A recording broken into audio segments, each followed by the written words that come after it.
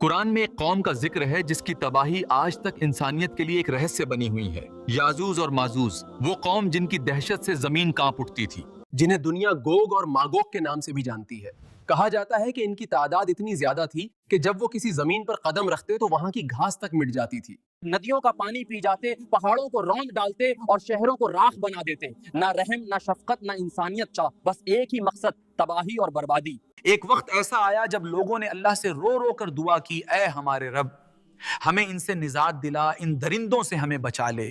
تب اللہ نے اپنی رحمت سے ایک نیک اور طاقتور بادشاہ کو بھیجا جس کا نام تھا ذوالقرنین۔ ذوالقرنین وہ شخص تھا جنہیں اللہ نے علم، طاقت اور رحمت آج تینوں سے نوازا تھا۔ ذوالقرنین نے پوری دنیا کا سفر کیا اور جب وہ دو پہاڑوں کے بیچ پہنچے تو وہاں کے لوگوں نے کہا، ذوالقرنین، یاجوج ماجوج ہمارے علاقے میں حملہ کرتے ہیں اور ہماری کھیتی، ہماری اولاد سب تباہ کر دیتے ہیں، کیا تم ہمارے اور ان کے بیچ ایک دیوار بنا دو گے؟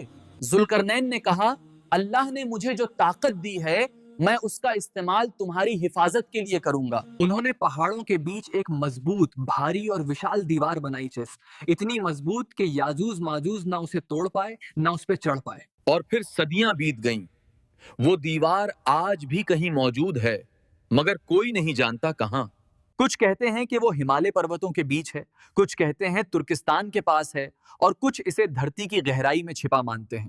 مگر اتنا طے ہے، وہ دن آئے گا جب یہ دیوار ٹوٹ جائے گی اور جب ٹوٹے گی تو لوگ ڈر سے بھاگیں گے، ہر طرف تباہی اور خون ہوگا۔ پھر حضرت عیسیٰ آئیں گے اور اپنے ساتھیوں کے ساتھ پہاڑوں پر شرن لیں گے اور اللہ سے دعا کریں گے۔ تب اللہ ایک کیڑا بھیجے گا جو یاجوج ماجوج کی گردنوں میں گھس جائے گا اور وہ سب ایک ہی رات میں مر جائیں گے۔ صبح جب سورج نکلے گا، دھرتی لاشوں سے بھر چکی ہوگی، ان کی بدبو سے ہوا تک سڑ جائے گی۔